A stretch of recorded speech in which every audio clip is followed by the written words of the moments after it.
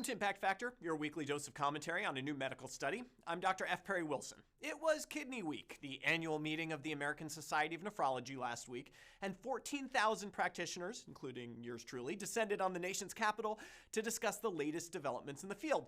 So it is in the spirit of homeostasis that I want to talk about one study appearing now in the Journal of the American Medical Association, which answered a question we'd all been wondering. Could a cheap, widely available dietary supplement alter the course of kidney decline in people with diabetes?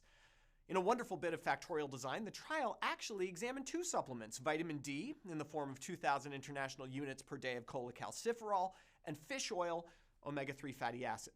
Now, vitamin D is like the Charlie Brown of supplements. We keep setting it up for a big kick of the clinical trial football, and invariably, vitamin D ends up falling flat. And to mix sports metaphors, there was no joy in Mudville as vitamin D struck out. Nephrologists have been pushing vitamin D on our patients for years without, dare I say, a whole lot of evidence. This was one we hoped would work. No help from fish oil either, as you can see here. The boxes show how eGFR changed over time in the course of the study in the control and intervention patients. You'll note a pretty significant decline of around 12 mils per minute over the 5-year study, marking just how seriously we need to take kidney function in patients with diabetes. But in terms of differences, nothing. No benefit from vitamin D, no benefit from fish oil.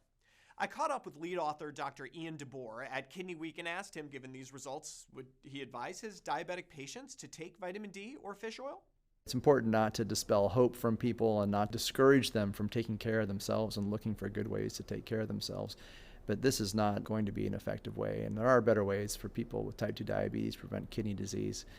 Now, this trial was a bit special. It was particularly decentralized. A single center in Massachusetts ran the study, but it was done almost entirely by mail and telephone, with patients across the U.S. sending their blood and urine into the research center. This obviously led to a bit higher loss to follow-up than we might like to see, about 30%, and that could muddy the waters of the final results to obscure any potential benefit. I asked Dr. DeBoer if he was worried about that. We used reasonable statistical techniques to account for the missing data, multiple imputation, and we performed additional sensitivity analyses, complete case analyses, looking at only the people who provided all the samples, and the results were identical. In other words, there's probably nothing here. But this is not a bad thing. This was a high-quality trial that tells us that we don't need to focus our energies here. Our patients have enough to do without worrying about which supplements they should take. With vitamin D and fish oil off the playing field, we can focus more on glucose and blood pressure control, high-quality diet, and exercise. Not as easy as running down to the local vitamin shop, but then nothing worthwhile ever is. For Medscape, I'm Perry Wilson.